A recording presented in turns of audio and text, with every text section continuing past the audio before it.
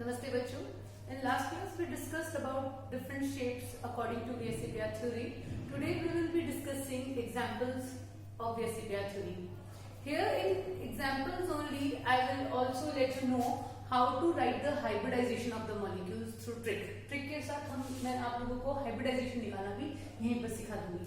तो let's discuss few examples. मान लो मेरा जो first example है that is of water molecule H2O. मान लो मुझे वाटर की शेप डिस्कस करनी है तो कैसे करेंगे बच्चों? जो हमारे पास सेंटर एटम होगा जो कि लीस्ट इलेक्ट्रोनेगेटिव होगा उसी के हम लोग वैलेंस इलेक्ट्रॉन लिखेंगे. हाइड्रोजन हमेशा साइड में ही रहेगा. तो oxygen is the centre atom बच्चों. उसके वैलेंस शेल में कितने इलेक्ट्रॉन्स हैं? 6. बच्चों अगर तुम लोग ध्यान से देखोगे ऑक्सीजन कितने हाइड्रोजन के साथ जुड़ रहा है? 2 हाइड्रोजन के साथ जुड़ रहा है. तो बच्चों बॉन्ड पेयर कितने हो जाएंगे? 2. लोन पेयर निकालेंगे. वैलेंस शेल इलेक्ट्रॉन्स में से हम लोग बॉन्ड पेयर को माइनस कर देंगे. 6 में से 2 माइनस कर दो, हमारे पास अनशेयर्ड इलेक्ट्रॉन्स आ जाएंगे 4 अनशेयर्ड इलेक्ट्रॉन्स है बच्चों. इसका मतलब लोन पेयर कितने हो जाएंगे? 2. क्योंकि पेयर की बात कर रहे हैं. 2 इलेक्ट्रॉन्स मींस 1 पेयर. तो 4 इलेक्ट्रॉन्स का मतलब हो जाएगा बच्चों कि लोन पेयर कितने आ गए? 2. अब हम लोग क्या करेंगे? बॉन्ड पेयर और लोन पेयर को जोड़ेंगे. जब हम लोग बॉन्ड पेयर और लोन पेयर को ऐड करेंगे तो 2 + 2 कितना हो जाएगा? That is equal to 4. यहां पर हम लोग हाइब्रिडाइजेशन भी निकाल सकते हैं. क्या ध्यान रखना है? देखो S में हमारे पास एक ऑर्बिटल होता है, P में हमारे पास 3 ऑर्बिटल होते हैं, D में हमारे पास 5 ऑर्बिटल्स होते हैं. इससे ज्यादा ऑर्बिटल्स हम लोग नहीं ले सकते. अभी हाइब्रिडाइजेशन का मतलब है कौन कौन से ऑर्बिटल्स जो हैं सेंट्रल एटम के वो बॉन्डिंग में पार्ट ले रहे होंगे. मेरे पास बॉन्ड पेयर और लोन पेयर मिलाकर आ रहा है 4. दैट मींस हाइब्रिडाइजेशन कैसे निकालेंगे? एक ऑर्बिटल तो मुझे S का लेना ही पड़ेगा. S से स्टार्ट करेंगे. जब मैं S का एक ले लूंगी अभी भी मुझे 3 और ऑर्बिटल की जरूरत है. तो वो 3 ऑर्बिटल किसके लेंगे? P के. तो बच्चों इस मॉलिक्यूल की हाइब्रिडाइजेशन क्या आ जाएगी? sp3 हाइब्रिडाइजेशन आ जाएगी. अब देखो हमारे पास बॉन्ड पेयर और लोन पेयर मिलाकर क्या आ रहा है? 4 आ रहा है. अगर तुम लोग ध्यान से देखोगे this molecule is of type AB2. Bond pair 2 है और लोन पेयर भी 2 है. AB2L2. चार्ट के लिए हम लोगों ने क्या शेप बनाई थी? स्केलेटल स्ट्रक्चर ड्रॉ करेंगे. ये देखिए इस तरीके की शेप थी. अगर तुम्हें याद हो ट्रायंगल था और हम लोगों ने इस तरीके से पीछे की तरफ बॉन्ड था. 2 लोन पेयर लगा दूंगी मैं इस तरीके से और यहाँ पर क्या आ जाएंगे? 2 हाइड्रोजन आ जाएंगे. ये शेप क्या है? लोन पेयर पे हाथ रखेंगे. ये जो शेप आएगी दिस शेप इज बेंड और वी शेप. तो जो मेरे पास वाटर मॉलिक्यूल है उसकी शेप क्या होगी? बेंड और वी शेप. और उसकी हाइब्रिडाइजेशन क्या होगी? sp3. एक एग्जांपल और लेते हैं. फॉर एग्जांपल मान लीजिए मेरे पास जो मॉलिक्यूल है that is let's take SF4. SF4 molecule की शेप डिस्कस करते हैं. सल्फर और फ्लोरीन में से सेंट्रल में कौन होगा? सल्फर होगा. तो उसके वैलेंस शेल इलेक्ट्रॉन्स कितने होंगे? सल्फर के पास वैलेंस शेल में 6 इलेक्ट्रॉन्स होते हैं. कितने फ्लोरीन के साथ जुड़ रहा है? 4 फ्लोरीन के साथ जुड़ रहा है. Bond pair 4. लोन पेयर निकालेंगे. 6 में से 4 माइनस करो बच्चों, ये आ जाएगा 2. 2 का मतलब है 1 लोन पेयर.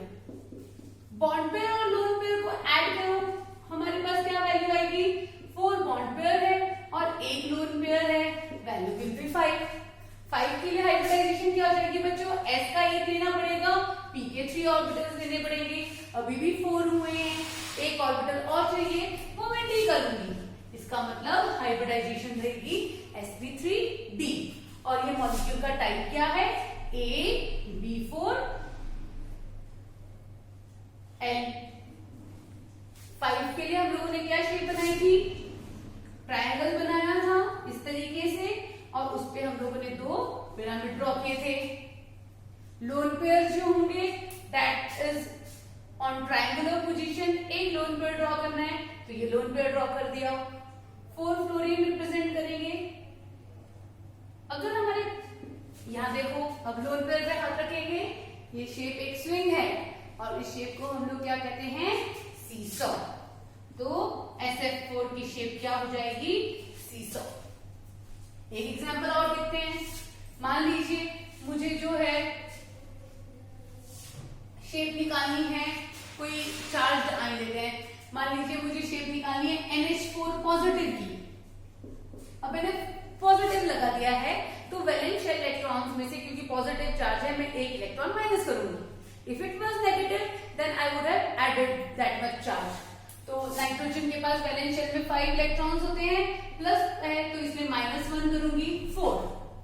4 हाइड्रोजन जुड़ रहे हैं, बॉन्ड पेयर 4, लोन पेयर कितना आएगा 0, बॉन्ड पेयर और लोन पेयर को ऐड कर रहे हैं 4 आ रहा है, तो मॉलिक्यूल क्या हो जाएगा ऑफ टाइप Ap4।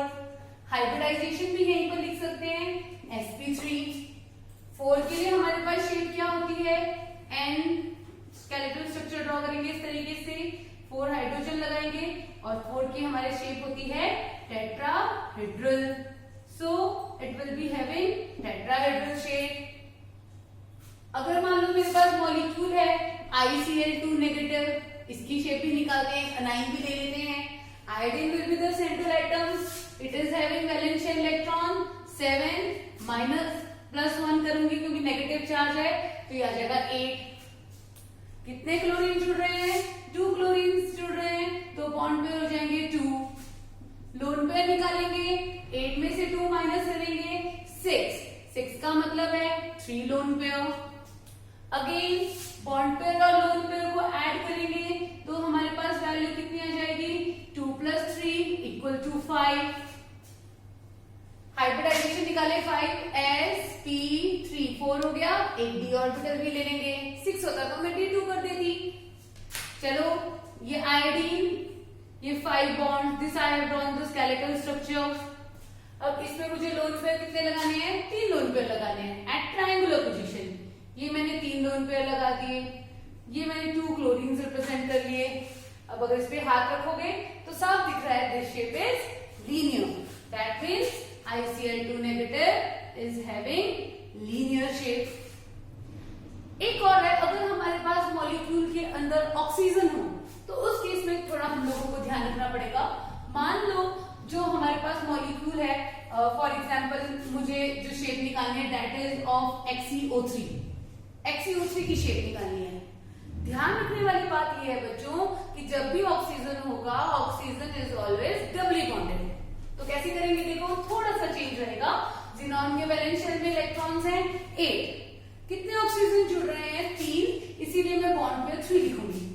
लेकिन अभी तक हम लोग क्या कर रहे थे, 8 में से 3 माइनस करते लोन पेयर निकाल लेते हैं।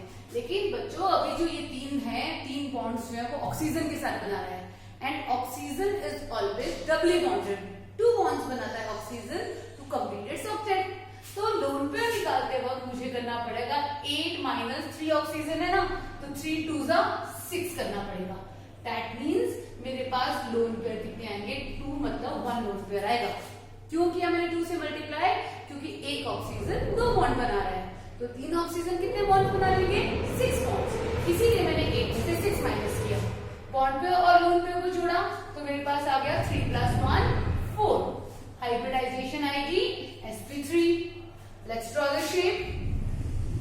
4 के लिए मेरे पास शेप होती है टेट्राहेड्रल, इसमें एक लोन पेयर लगा देते हैं, बाकी हम लोग क्या करेंगे डबली बॉन्डेड ऑक्सीजन लगाएंगे। और जब टेट्राहेड्रल में एक लोन पेयर आता है तो शेप हो जाती है पिरामिडल। तो जिसने ऑक्सीजन में क्या किया 8 में से 3 माइनस करेगा उसका गलत हो जाएगा। हमें क्या करना है 8 में से 6 माइनस करना है, क्योंकि ऑक्सीजन डबली बॉन्डेड है। एक एग्जांपल और लेते हैं ऑक्सीजन कंटेनिंग मॉलिक्यूल का, ताकि और क्लियर हो जाए।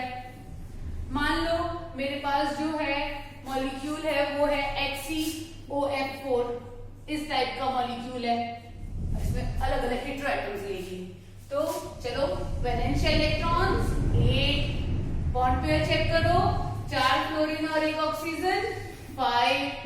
लोन पेयर निकालेंगे, अब 8 में से कितने 5 भी माइनस होंगे, 4 तो क्लोरीन है लेकिन ऑक्सीजन के 2 कंसीडर करने पड़ेंगे, तो हम लोग 8 में से 6 माइनस करेंगे, 4 for fluorine and 2 for oxygen. तो 8 में से 6 means 2, that means 1 lone pair. Bond pair और लोन पेयर को जब हम लोग ऐड करेंगे तो हमारे पास वैल्यू आएगी 5 + 1 6। So the hybridization will be sp3d2। Let's draw the shape.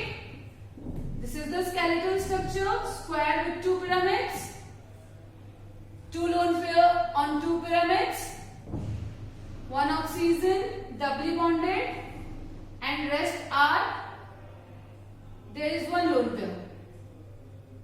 So let's draw the fluorine here and oxygen here, like this.